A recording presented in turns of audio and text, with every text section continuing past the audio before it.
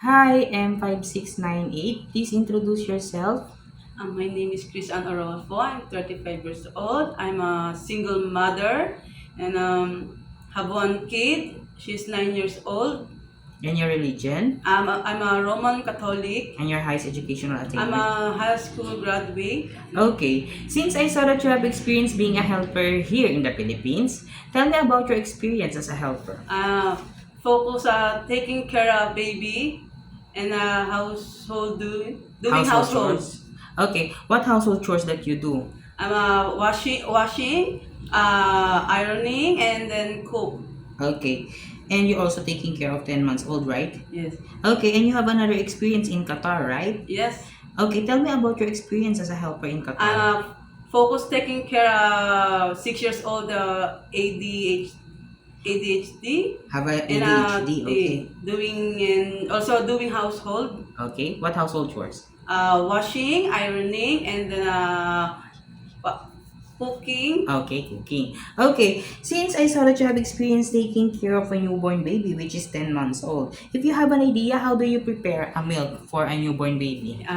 Wash hands first, and then wash the bottle, and then sterilize, and then I put exactly the milk and the warm water, and then shake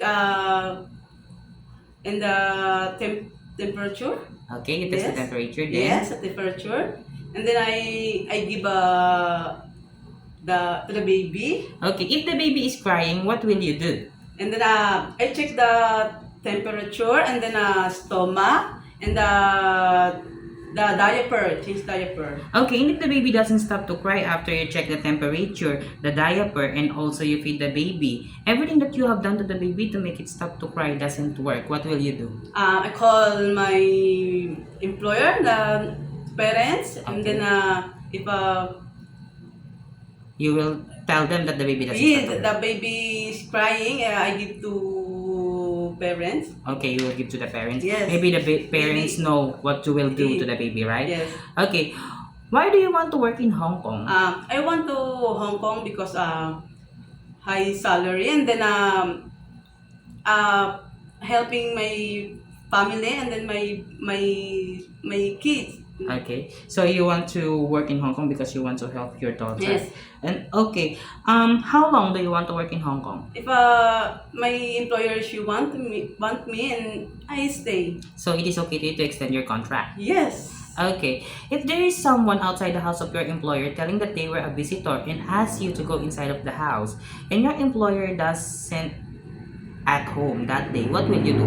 I'm call first my employer, and then as to the man, if what she need, what he need, and then Okay. if the money is tell Mafi, I call,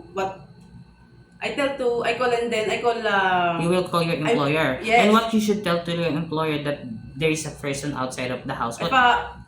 if have visitors, Okay, and if they don't have any visitors that day, what will you do? I call police. Okay, we'll call the Police. police. Because it's too dangerous to entertain people that your employers doesn't know, right?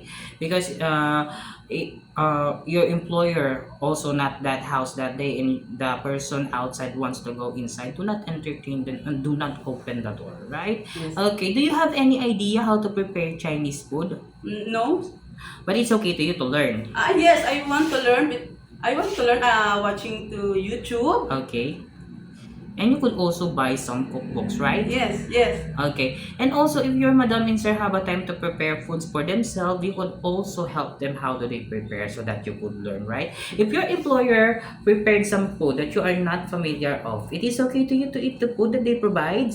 Yes. It is okay to you to cut your hair into short because I saw that you have a long hair. Yes, sir. How about taking care of pets? Yes, sir. Taking care of elderly?